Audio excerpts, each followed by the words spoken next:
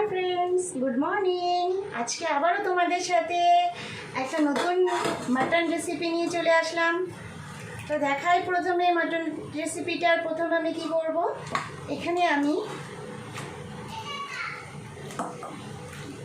Mutton নিয়ে নিলাম।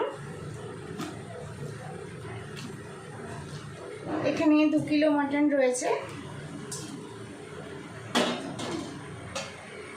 দিয়ে দেব এখানে পেঁয়াজ। এখানে আমি অল্প পেঁয়াজ দিয়ে নিয়েছি।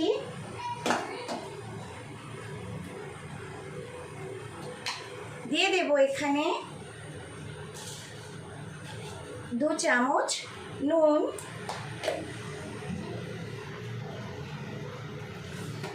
দিয়ে নেব এখানে আমি 2 চামচ হলুদ গুঁড়ো, আর দিয়ে দেব সরষের তেল।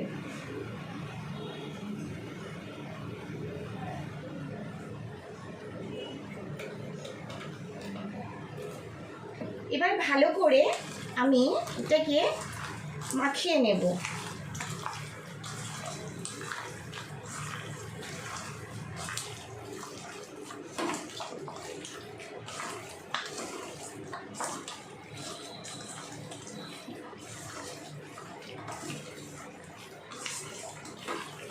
ভালো করে সব মাটনের সাথে মিক্সড করে নেব।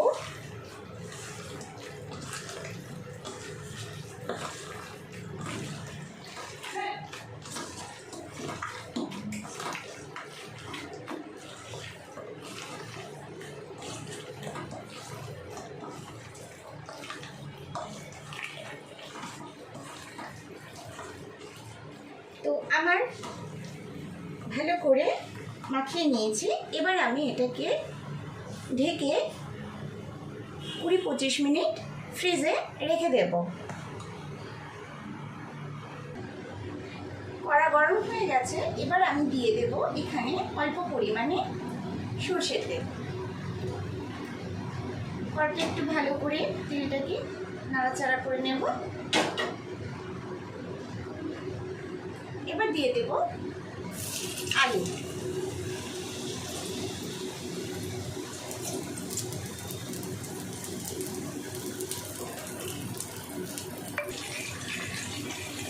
কেটে রাখা আলুগুলো আমি ভালো করে ভেজে নেব। ভাজার সময় দিয়ে দেব এখানে অল্প পরিমাণে নুন।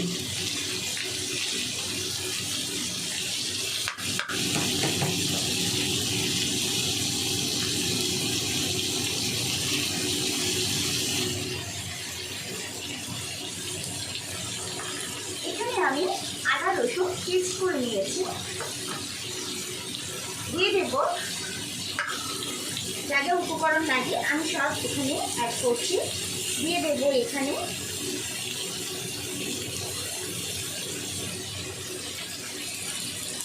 আট চামচ লবণ। তুমি যেরকম পরিমাণে খেতে ভালোবাসো সেরকম পরিমাণে দেবে। দিয়ে দেব এখানে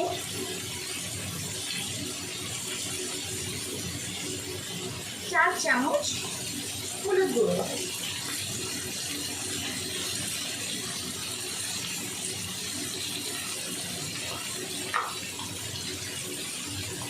দিয়ে দেব লঙ্কার গুঁড়ো।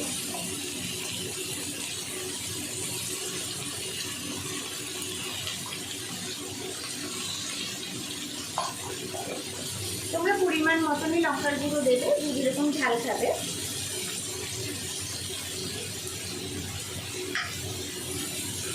দিয়ে দেব জিরে গুঁড়ো।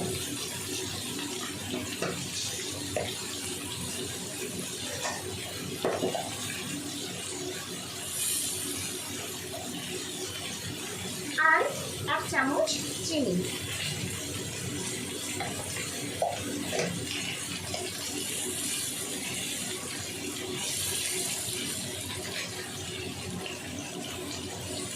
আর দিয়ে দেব কাশ্মীরি রেড চিলি পাউডার। আর এখানে এক প্যাকেট মাটন মশলা সানরাইজের, এটা আমি পুরোটাই দিয়ে দেবো।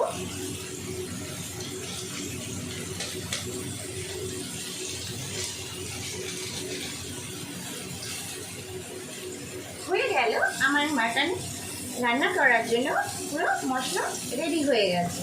এবার আমি ভালো করে এটাকে মিক্সড করে নেব।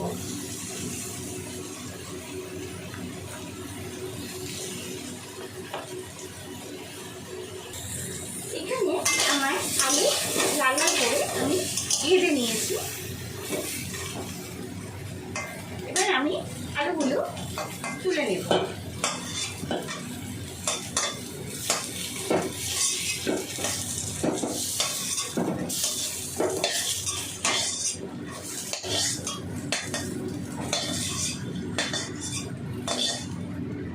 গেছে আমার আলু ভাজা।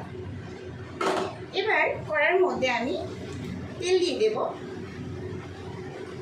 তোমরা সবাই জানো মাটন কষা রান্না করতে গেলে একটু বেশি তেল লাগে।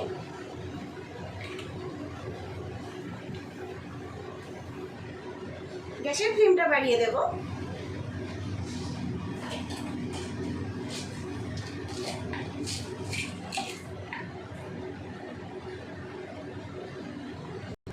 তেল গরম হয়ে গেছে, এবার আমি গ্যাসের ফ্লেমটা একটু কমিয়ে দেব। দিয়ে এখানে আমি এলাচ, লবঙ্গ আর দারচিনি ছেড়ে দেব।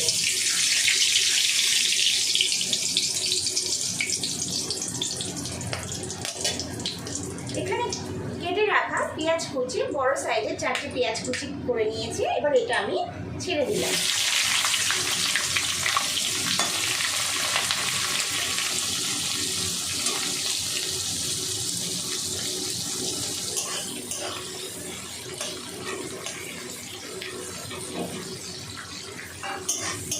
ভালো করে এবার নাড়াচাড়া করে নেব।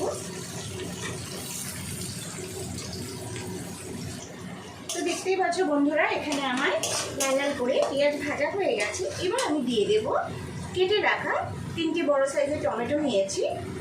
কেটে রাখা টমেটো কুচি দিয়ে দেব। এবার ভালো করে নাড়াচাড়া করে নিতে হবে, যাতে টমেটো থেকে একটা কাঁচা গন্ধ বেরোয়, সেটা চলে যায়।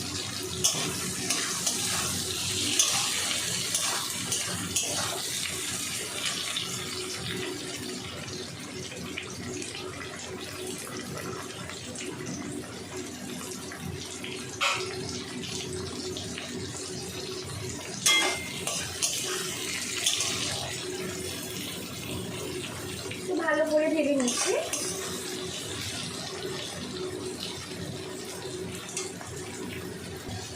দেখতেই পাচ্ছ টমেটোগুলো একটু নরম মতন হয়ে গেছে। এবার আমি দিয়ে দেব আমার সব উপকরণগুলো, যেখানে আমি রেডি করে রেখেছি মশলাগুলো।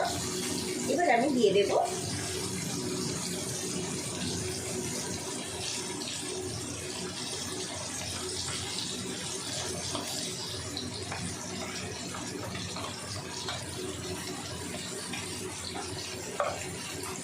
এবার ভালো করে মশলাগুলো আমি কষিয়ে নেব।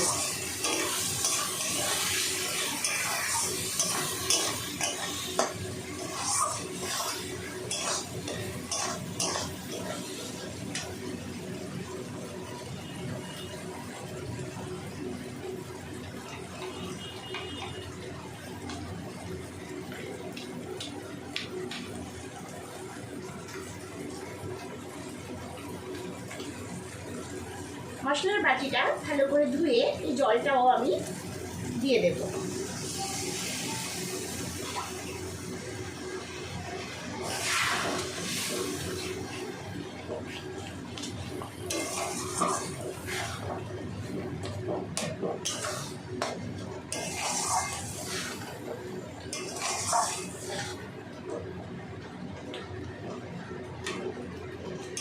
একটু জলটা দিলে ভালো করে কষানোটা খুব সুবিধা হয়।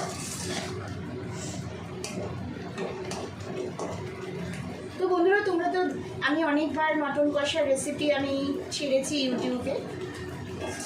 তো প্রত্যেকবার নানান স্টাইলের মটন কষা আমি রেসিপি করেছি। তো এটাও আমার আর একটা রেসিপি। তোমরা প্লিজ বাড়িতে একবার ট্রাই করো, খুব ভালো লাগবে।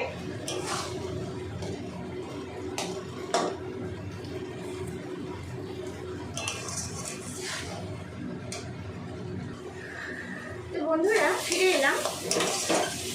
মশলা 80% কষানো হয়ে গেলে এবার আমি মেরিনেট করা মাটনগুলো ছেড়ে দেব।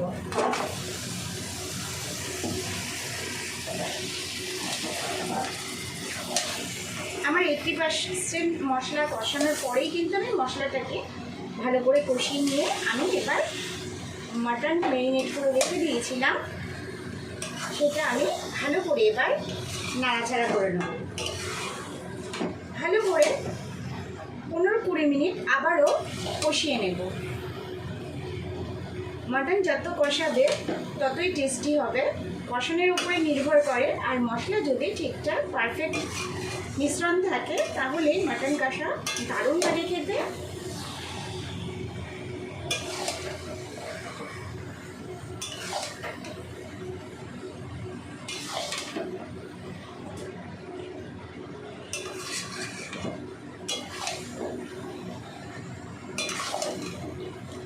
আর মাটনের পিসগুলো একটু বড়ই করবে।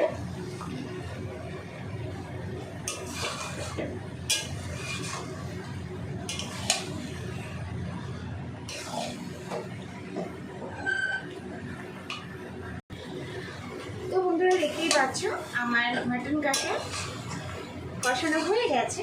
এবার আমি এখানে দিয়ে দেব গোটা 6 শুকনো লঙ্কা। এবার ভালো করে একটু নাড়িয়ে নেব।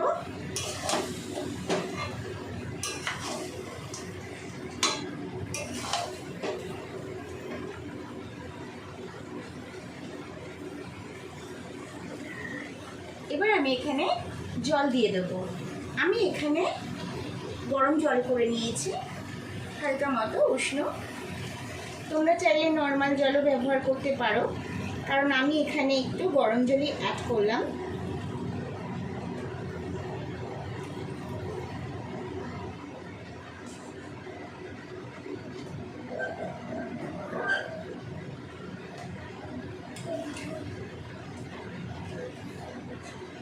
ভালো করে মিশিয়ে নেব।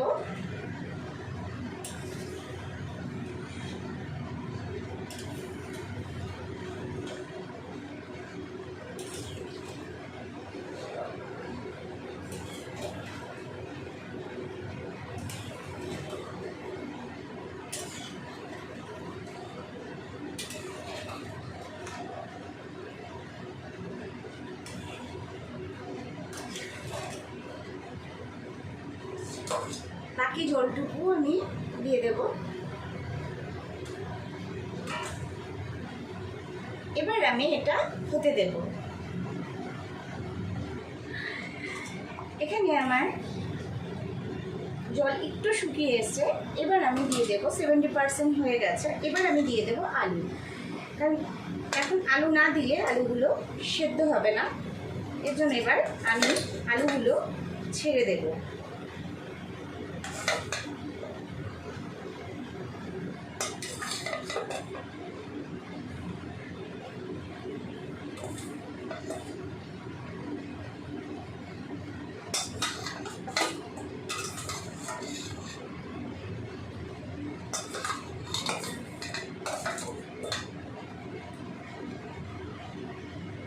সব আলুগুলো আমি এবার ছেড়ে দিলাম।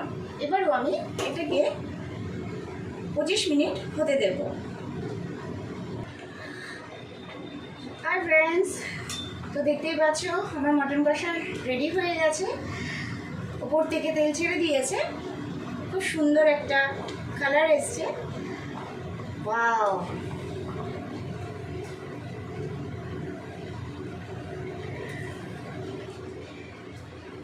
আমার মটন কষা রেডি। এবার আমি দিয়ে দেব এখানে গরম মশলা।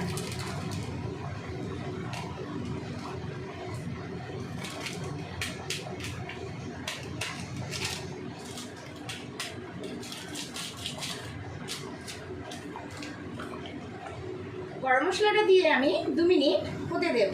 ভালো করে একটু নাড়িয়ে চাড়িয়ে নেব।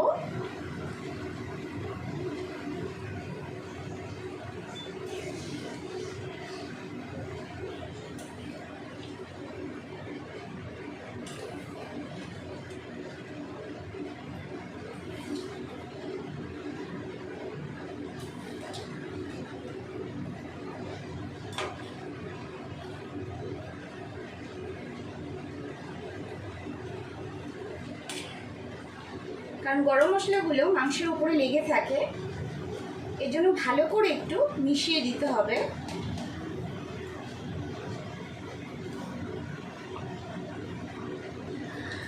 দু মিনিট হয়ে গেছে, এবার আমার মাটন রান্না কমপ্লিট। তো কেমন হয়েছে তোমরা আমাকে একটু কমেন্ট করে জানিও, পারলে বাড়িতে একবার ট্রাই করো আমার মতো করে। আলুগুলোও দেখো সেদ্ধ হয়ে গেছে, এইভাবে একবার রান্না করে দেখো। একটা সাবস্ক্রাইব করো। Tata, bye. আবার নতুন রেসিপি নিয়ে তোমাদের কাছে হাজির হবো। এখনকার মতো বাই।